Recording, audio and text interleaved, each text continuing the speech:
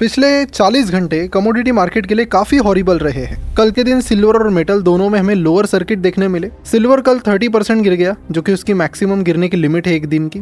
Gold 15% से गिर गया। बहुत ही रेयर ये सिचुएशन है। यूएस में सिल्वर फ्यूचर्स 1980s के बाद पहली बार एक दिन में इतने ज्यादा गिरे। कुल मिलाकर करीब $7 ट्रिलियन का पैसा लोगों का गायब हो गया इन मेटल से। तो आज की इस वीडियो में ऐसा क्यों हुआ, एक दिन में ऐसा क्या बदल गया, उसकी भी बात करेंगे। साथ ही कुछ दिन पहले, अभी 2 दिन पहले मैंने एक वीडियो बनाया था जिसमें मैंने बात की कि सिल्वर जो है वो डेविल्स मेटल है, यानी ये शैतानों का धातु है। लोगों ने बस इसकी अपसाइड देखी है, डाउन साइड देखी नहीं। तो आज जाके उस दिन की जो बातें हैं वो शायद आपको समझ में आ गई होगी कि क्यों इसे डेविल्स मेटल कहते हैं। क्योंकि इसके गिरने के भी हमने काफ़ी सारे इंस्टेंसेस आपको बताए थे कि कुछ सालों में ये 80, 90% भी गिर चुका है। क्रेजी मेटल है। अब यहाँ पर वीडियो बनाने की ज़रूरत इसलिए पड़ी है क्योंकि पिछले 6-8 महीनों से सिल्वर गोल्ड की प्राइसेस बहुत तेज़ी से आगे बढ़ रही है। ऐसे में जिन लोगों ने कभी सिल्वर गोल्ड इनमें ट्रेड नहीं किया था, कभी वो खरीदे नहीं थे, वो भी बड़ी मात्रा में उसे खरीदने लगे हैं। तो ऐसे में गोल्ड सिल्वर के भी थोड़े बहुत फंडामेंटल समझना ज़रूरी है। तो पहले आपको मैं क्विक फॉल जो हो रहा है उसका रीज़न बताता हूँ, बाद में हम लॉन्ग टर्म की बातें करेंगे। देखिए, जो यूएस की फेडरल रिजर्व है, जैसे इंडिया में सेंट्रल बैंक है, उसके गवर्नर होते हैं, वैसे यूएस में फेडरल रिजर्व है जो बैंक्स को रेगुलेट करती है। और उसके जो चेयरमैन है जेरोमी पावेल, उनका जो टाइम पीरियड है वो मई मंथ में ख़त्म हो रहा है। तो नए फिर चेयरमैन आएंगे। तो नए चेयरमैन के अनाउंसमेंट के लिए बहुत सारे प्रेडिक्शन किए जा रहे थे, क्योंकि जैसे कि आपको पता है कि यूएस डॉलर लगातार वीक होता जा रहा है, कमज़ोर हो रहा है। अब देखिए, पिछले 2 सालों में अगर मैं आपको एक समराइज करके बता दूँ कि जो जेरेमी पावेल है उन्होंने क्या क्या किया है, तो उन्होंने इंटरेस्ट रेट्स काफ़ी कम किए। उन्होंने पिछले 2 सालों में इंटरेस्ट रेट्स 5.25% से 3.75% पर लाए हैं, काफ़ी कम किए हैं ताकि इकोनॉमी में ग्रोथ आए। और पिछले 2 सालों में यूएस में इन्फ्लेशन की बात करूँ तो सीपीआई इन्फ्लेशन वहाँ पर जो 2023 में 3.3% पर था, वो 2.7% के आसपास चल रहा है। यानी कि इन्फ्लेशन भी यहाँ पर कंट्रोल में है, स्टेबलाइज्ड है। अब यहाँ पर बहुत सारे लोग उम्मीद कर रहे थे कि डॉलर में जो वीकनेस है, ये नए चेयरमैन कुछ ऐसे आने चाहिए कि ये वीकनेस कंटिन्यू रहे। और डोनाल्ड ट्रम्प मेक श्योर करेंगे कि नए चेयरमैन ऐसे आए जो इन्फ्लेशन को थोड़ा बहुत ढील भी दे दे और इंटरेस्ट रेट्स भी थोड़ा और कम करें। लेकिन जिस नाम की अनाउंसमेंट उन्होंने की है उनका नाम है केविन वॉर्श। अभी जो वॉर्श है, इनकी इमेज काफ़ी अलग है। जहाँ पर जो कमोडिटी ट्रेडर्स एक्सपेक्ट कर रहे थे कि भाई यहाँ पर थोड़ा इन्फ्लेशन बढ़ जाए और डॉलर और वीक हो जाए तो मज़ा आ जाएगा। अब इंडस्ट्रियल यूज़ को अगर छोड़ा जाए तो गोल्ड सिल्वर को जनरली आप कहाँ पर यूज़ करते हो? आप बोलेंगे ज्वेलरी के लिए यूज़ करते हैं, तो वो भी यूज़ थोड़ा साइड में रख देते हैं। बाकी और क्या कारण होते हैं जिसके लिए आप गोल्ड सिल्वर खरीदते हो? तो देखिए, लोगों का मतलब पुराने ज़माने में आपको पता है कि गोल्ड सिल्वर ये करेंसी हुआ करती थी। फिर बाद में फिएट करेंसीज आ गई। फिएट करेंसी मतलब अभी हमारा रुपी है, यूएस का यूएस डॉलर है, अलग अलग कंट्रीज़ के अलग अलग फिएट करेंसीज हैं। फिर जब लोगों को लगता है कि फिएट करेंसी वीक होती जा रही है, यहाँ पर कमज़ोरी आ रही है, ये टिक पाएगी नहीं टिक पाएगी, बहुत सारी कंट्रीज़ हमने देखा, जिम्बाब्वे वगैरह, कहाँ से कहाँ वो चले गए। और ऐसे बहुत सारी कंट्रीज़ में फिएट करेंसीज में प्रॉब्लम हुई है। तो बैकअप के लिए, फिएट करेंसी के बैकअप के लिए कई सारे लोग आज भी गोल्ड और सिल्वर को बैकअप रखते हैं कि इनकेस कुछ वर्ल्ड वॉर 3 हो जाए और कुछ हो जाए, फिएट करेंसी फेल हो जाए, तो हमारे पास होना चाहिए। तो जैसे जैसे डॉलर वीक होते जा रहा था, तो ये जो लोग हैं जो सेफ खेलना चाहते हैं वो भी गोल्ड सिल्वर की तरफ जाने लगे। और फिर क्योंकि अभी 1-1.5 सालों में प्राइस जो बढ़ी है, तो जो लोग कभी सिल्वर गोल्ड की तरफ देखते नहीं थे, वो सारे ट्रेडर्स, क्रिप्टो वाले ट्रेडर्स ले लो, F&O स्टॉक मार्केट में एक्टिविटीज़ काफ़ी स्लो डाउन हो गई है, वो सारे लोग शिफ्ट हो गए क्योंकि क्विक रिटर्न्स दिखने मिले। वीडियो में आगे बढ़ने से पहले आपको बता दूं कि अगर आप कंपनी का किसी भी स्टॉक का वैल्यूएशन निकालने में स्ट्रगल कर रहे हैं, जैसे कि आप ये पता नहीं कर पा रहे कि कौन सा स्टॉक अंडर वैल्यूड है, सस्ते में मिल रहा है, कौन सा ओवर वैल्यूड है जिसे आपको अवॉइड करना चाहिए, तो फिनोवेशंस का VIC यानी वैल्यू इन्वेस्टिंग कोहॉर्ट प्रोग्राम, जो कि 3 मंथ्स का वीकेंड प्रोग्राम है, वो आपके लिए है। क्योंकि यहाँ पर वैल्यू इन्वेस्टिंग की सातों स्ट्रैटेजीज आपको इतनी आसान भाषा में समझाई जाती है कि कोई भी व्यक्ति बड़े आसानी से उसे डिटेल में समझ सकती है और वैल्यू इन्वेस्टिंग में मास्टरी हासिल कर सकती है। इस रिपब्लिक डे इस वैल्यू इन्वेस्टिंग कोहॉर्ट पर फ्लैट 52% का डिस्काउंट चल रहा है, जिसका आप जरूर फायदा लीजिए। और साथ ही इस वैल्यू इन्वेस्टिंग कोहॉर्ट का 40 मिनट का फ्री सेशन आपके लिए रखा गया है, जिसमें आप यहाँ डिस्क्रिप्शन और कमेंट बॉक्स में दी गई लिंक पर क्लिक करके एनरोल कर सकते हो। तो सी यू देयर। अभी मार्केट ऑलरेडी काफ़ी गिरा हुआ है, तो ये एक बहुत अच्छा टाइम है वैल्यू इन्वेस्टिंग को बेसिक से सीखने का। तो सी यू देयर और बढ़ते हैं वीडियो की तरफ। अब यहाँ पर सारी चीज़ें सही चल रही थी और सारी चीज़ें फेवर में भी थी कि चाइना ने भी अचानक से फिर बोल दिया कि भाई हम सिल्वर को रेस्ट्रिक्ट करेंगे, फिर तो और जंप आ गया सिल्वर में।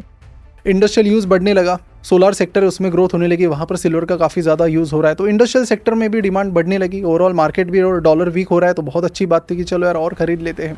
लेकिन अब ये जो मिस्टर वॉर्श है, इनकी जो पहचान है वो ऐसी है कि जो ट्रेडर्स को शायद पसंद ही नहीं आई। ये स्ट्रॉन्ग सपोर्टर है कि इन्फ्लेशन को कंट्रोल करने के लिए, ये स्ट्रॉन्ग सपोर्टर है कि डॉलर को किस तरह से हम स्ट्रॉन्ग कर पाए। अब देखिए डॉलर वीक होगा तो लोग बैकअप के लिए करेंसी देखेंगे और कमोडिटीज़ खरीदेंगे गोल्ड सिल्वर जैसी। लेकिन अगर डॉलर ही बहुत स्ट्रांग होता जाए तो लोग फिर नहीं खरीदते, उसकी डिमांड उतनी नहीं रहती है हिस्टोरिकली। तो ऐसे में लोगों को पता चला कि मिस्टर वॉर्श यहाँ पर आ रहे हैं चेयर में, तो यहाँ पर ये कुछ इंटरेस्ट रेट, जैसे जेरेमी पॉवेल ने इंटरेस्ट रेट्स काफ़ी कम किया, तो ये कुछ और कम होने नहीं देंगे अभी। वो एक पहली प्रॉब्लम। दूसरी प्रॉब्लम, जेरेमी पॉवेल के अंडर जो डॉलर है वो काफ़ी वीक होता चला गया था। लेकिन ये जो नए वाले महाशय हैं इनकी इमेज काफ़ी अलग है, ये काफ़ी अग्रेसिव है और शायद डोनाल्ड ट्रम्प ने इसीलिए उनको भी चुना है कि डॉलर को फिर से हम स्ट्रांग बनाएंगे। अब जैसे इनकी न्यूज़ बाहर आ गई, लोगों ने बेचना शुरू किया, जिसके चलते शुरुआत में सिल्वर गोल्ड नीचे गिर गए। अब हुआ यह है कि पिछले कुछ टाइम में आपने सुना होगा न्यूज़ कि बहुत सारे लोगों ने शॉर्ट पोजीशन बनाई है, बहुत सारे लोगों ने लिवरेज बाइंग भी की है। अलग अलग चीज़ें अलग अलग लोग कर रहे हैं। तो कुछ लोगों ने पहले जेपी मॉर्गन की एक शॉर्ट पोजीशन की न्यूज़ आई थी, लेकिन पहले उन्होंने क्लोज की क्योंकि प्राइसेस इतनी बढ़ रही थी कि पूछिए मत। बीच में फिर स्विट्ज़रलैंड की एक न्यूज़ आई कि उन्होंने भी कुछ शॉर्ट पोजीशन ली है जिससे वहाँ का बैंकिंग सिस्टम कोलैप्स हो सकता है। अब सच झूठ वो तो अलग बात है, लेकिन यहाँ पर बहुत सारे लोगों ने क्या किया कि पिछले 2-3 महीनों में उन्होंने देखा कि यार पैसा तो बन रहा है सिल्वर में और लगातार बन रहा है। अब लोगों की यही एक गलती होती है कि वो ये सोचते हैं कि अगर किसी चीज़ की प्राइस बढ़ रही है तो लगातार बढ़ती रहेगी, और इसीलिए उन्होंने लिवरेज पोजीशन यहाँ पर लेना शुरू की। लिवरेज पोजीशन मतलब या तो ब्रोकर से बोरो करके या फिर वहाँ पे फ्यूचर ऑप्शन में ट्रेड करके, अलग अलग तरीके से। अब यहाँ पर जैसे ही प्राइस पहले छोटी सी गिर गई तो जिन्होंने लिवरेज पोजीशन ली थी वहाँ पर मार्जिन कॉल हिट हो गई, उन्हें ज़बरदस्ती वो कमोडिटीज़ बेचनी पड़ी और वहाँ पर फिर हाहाकार हो गया। प्राइसेस इतनी ज़्यादा गिर गई कि फिर मार्केट ही हिल गया पूरा। अब यहाँ पर सोचने वाली कई सारी चीज़ें हैं कि देखिए, अगर आप शॉर्ट टर्म के लिए यहाँ पर गोल्ड सिल्वर में आए हो तो आप उसमें एक्चुअली ट्रेडिंग कर रहे हो, और ट्रेडिंग अगर आप कर रहे हो तो आपको उसी पैसों से, उन्हीं पैसों से मेरे हिसाब से ट्रेडिंग करनी चाहिए, जिससे अगर आप खो देते हो तो भी आपको फ़र्क नहीं पड़ेगा। लेकिन अगर आप उस माइंडसेट से आते हो कि नहीं पैसा बनाना है, मुझे कहीं पर यूज़ करना है, तो I think you shouldn't do that. और लास्ट वीडियो में मैंने आपको बताया कि गोल्ड टू सिल्वर रेशियो जो है, जो ऑन एन एवरेज 70, 80, 90 रहा करता है, वो अपनी हदें पार कर चुका है, 46 के करीब है। मतलब कि सिल्वर का वैल्यूएशन भी काफ़ी ज़्यादा बढ़ गया है। अब ठीक है, आप एक तरफ ये बोल सकते हो कि ठीक है यार, इंडस्ट्रियल डिमांड अभी भी है, चाइना ने रिस्ट्रिक्ट किया है, लेकिन ओवरऑल चाइना को भी सिल्वर महंगा ही पड़ रहा है, उनकी भी मैन्युफैक्चरिंग कॉस्ट बढ़ेगी तो उनको भी फर्क पड़ेगा, तो they will have to take some sort of action.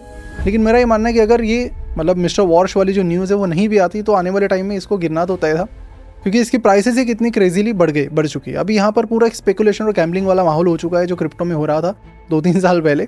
अब पूरी तरह से यहाँ पर गैम्बलर स्पेकुलेटर्स आ गए हैं, कोई इधर तुक्कम ताकी कर रहा है। पहले तो कमोडिटी को कोई पूछता नहीं था, लेकिन आज की डेट में इस इंटरनेट इकोनॉमी में किसी एक चीज़ पर लोग टूट पड़े तो उसी पर टूट पड़ते हैं, जब तक उसमें कुछ अलग ही हाहाकार ना हो जाए। कुछ इसी तरह की सिचुएशन यहाँ पर है।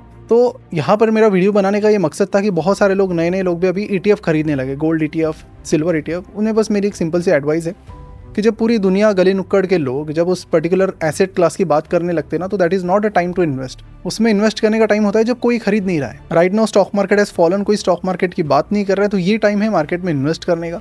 आजकल हर कोई सिल्वर कमोडिटी की बातें कर रहा है, तो मतलब ये टाइम नहीं है वहाँ पर जाने का। वो टाइम था कुछ साल पहले का जब कोई बात नहीं कर रहा था। हमने देखा कि 2-3 साल सिल्वर गोल्ड लगभग एक ही लेवल पर बैठे थे, एंड देन वहाँ से एक बार उन्होंने वहाँ से राइज शुरू हुआ, तो अभी रुकने का नाम नहीं ले रहा है। तो लोग कंटिन्यूसली पैसा डाल रहे थे। एक बबल टेरिटरी में एक बार चीज़ आ गई तो वहाँ से बहुत ज़्यादा पैसा कमाना मुश्किल है। कई सारे लोगों को ये लगता है कि अगर किसी लास्ट 1 साल में प्राइस 100% से बढ़ी है तो अगले साल भी बढ़ेगी, उसके अगले साल भी बढ़ेगी, और ये चलता ही रहेगा। लेकिन ऐसा नहीं होता है। आप चाहे कितने कुछ लॉजिक ना दे इसके पीछे, और लॉजिक सच भी क्यों ना हो, लेकिन प्राइसेस उस तरह से वर्क ही नहीं करती। ये ग्राफ हमेशा ऐसा ही जाता है, ये जिगजैग की तरह जाता है, ये स्ट्रेट लाइन कभी नहीं जाता। तो जो स्ट्रेट लाइन हुई थी पिछले 1 साल में, इसको जिगजैग होना ही है। तो अब ये कोई नहीं बता सकता, ये तो जेपी मॉर्गन नहीं बता पाया कि कब हो सकता है, तो कोई नहीं बता सकते when it will fall. But जब बबल टेरिटरी में आता है तो आप पता कर सकते हो कि हाँ, ये टेरिटरी में आ चुका है। इसलिए मैंने generally we don't make commodity related videos, we don't have any interest in that. But वही है कि अभी बहुत सारे लोग इसमें जा रहे हैं। मैंने देखा कि म्यूचुअल फंड बेच रहे हैं इक्विटी, क्योंकि रिटर्न्स उनको दिख नहीं रहे, और फटाफट मैं देख रहा हूँ सिल्वर की ETF बाय कर रहे हैं, गोल्ड की ETF बाय कर रहे हैं। तो मुझे लगता है कि कहीं ना कहीं डायरेक्शन का यहाँ पर एक इशू हो गया है। और यहाँ पर कुल मिलाकर मेरे हिसाब से 2 से 3 चीज़ें हैं जो मैं यहाँ पर आपको बताना चाहता हूँ कि देखिए, गोल्ड और सिल्वर जो है ना, इसका कोई अंडरलाइंग एसेट नहीं है जिसके बेसिस पर आप ये पता कर पाओ कॉन्फिडेंटली कि ये बढ़ेगा कि नहीं बढ़ेगा और किस डायरेक्शन में जाएगा। ये 50 चीज़ों पर डिपेंड है। चाइना तो खैर एक चीज़ हो गई जो सिल्वर की रिफाइनिंग वगैरह करती है, कल जाके और कहीं पर रिफाइनरी की सिस्टम शुरू हो गई, क्योंकि अल्टीमेटली सिल्वर बहुत सारी अलग कंट्रीज से आता है। मेन चाइना में नहीं बनता, ये अलग अलग कंट्री से आता है। रिफाइन चाइना में हो रहा है, इसलिए कंट्रोल उनका ज़्यादा है। कल जाके ऑफकोर्स पूरी दुनिया इसके अल्टरनेट भी ढूंढेगी। पर ओवरऑल देखा जाए तो गोल्ड सिल्वर की प्राइस किसी एक चीज़ पर डिपेंड नहीं रहती है। हम Indian as a metal gold silver को पहनते हैं, उसकी ज्वेलरी बनाते हैं, तो उसका एक इम्पैक्ट होता है कि ज्वेलरी की डिमांड कैसे बढ़ रही है, क्या बढ़ रही है, वो एक कारण हो गया।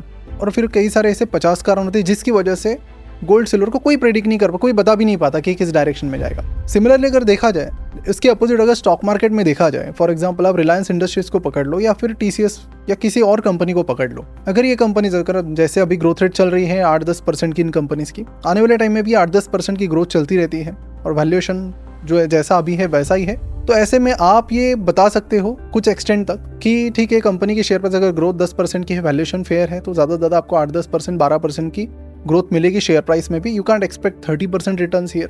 एक आध साल हो सकता है कि कम ज़्यादा रिटर्न मिले, बट ऑन एन एवरेज जो कंपनी की ग्रोथ है, अगर फेयर वैल्यूएशन पे आपने उसे खरीदा है तो वही ग्रोथ रेट आपको शेयर प्राइस में लॉन्ग टर्म में दिखेगी। शॉर्ट टर्म में तो कुछ भी होता है, यहाँ पर 1-1, 2-2 साल भी स्टॉक डाउन रहते हैं। और वहाँ पर फिर क्या है कि आप एक स्टॉक की बजाय मल्टीपल स्टॉक्स में जाकर पोर्टफोलियो को डाइवर्सिफाई कर सकते हो। जैसे इंडेक्स देखा जाए तो सेंसेक्स में 30 साल पहले आज 30 कंपनीज है, वो 1990s की 30 कंपनीज बहुत अलग थी, जिसमें आज की बहुत सारी कंपनीज थी भी नहीं, और उसमें जब वो टाइम जो 30 कंपनी थी उसमें से कई सारी बैंकरप्ट भी हो गई। स्टिल दैट सेंसेक्स में अलग अलग फिर कंपनीज चेंज होती हुई आई, and now it has given a returns of 13 to 14% compounded सालाना। वो डाइवर्सिफिकेशन की वजह से होता है, तो आपकी पोर्टफोलियो होना ज़रूरी है, क्योंकि देर आर हाई चांसेस कि स्टॉक्स में कई सारे स्टॉक्स परफॉर्म नहीं करेंगे। लेकिन when it comes to commodity, यहाँ पर mainly you are investing in 1 or 2 commodities. किसी ETF में आप इन्वेस्ट करो तो एक ही मेटल पर आप बेट कर रहे हो, तो डाइवर्सिफिकेशन का जो चांस है कि जैसे मिस्टर बफेट कहते हैं कि आपको एक ही बकेट में सारे अंडे नहीं रखने, तो यहाँ पर अगर आप सिर्फ सिल्वर में इन्वेस्ट कर रहे हो, गोल्ड में इन्वेस्ट कर रहे हो, तो 2 ही आपके पास कमोडिटीज़ हैं। तो ऐसे में आपका डाइवर्सिफिकेशन का स्कोप भी यहाँ पर काफ़ी लिमिटेड हो जाता है बहुत सारी केसेस में, और ऐसे में आपकी रिस्क आपको पता नहीं होता लेकिन वो बढ़ जाती है। तो अभी अगर आप इस मेटल में इन्वेस्ट करने की प्लानिंग कर रहे हो, तो ये पूरी तरह से बबल और स्पेकुलेटिव टेरिटरी में जा चुका है। आप वही पैसा डालिए जो गया तो चलेगा। और गोल्ड सिल्वर में आप जनरली हेजिंग की तरफ देख सकते हो कि जब पूरी दुनिया में कुछ हो गया, मार्केट डाउन हो गया तो जनरली वो अच्छा परफॉर्म करते, they tend to perform well. तो इसलिए हेजिंग के पर्पज़ के लिए आप कुछ छोटी मोटी अमाउंट वहाँ पर इन्वेस्ट कर सकते हो फॉर द लॉन्ग टर्म के लिए रख के बाजू में।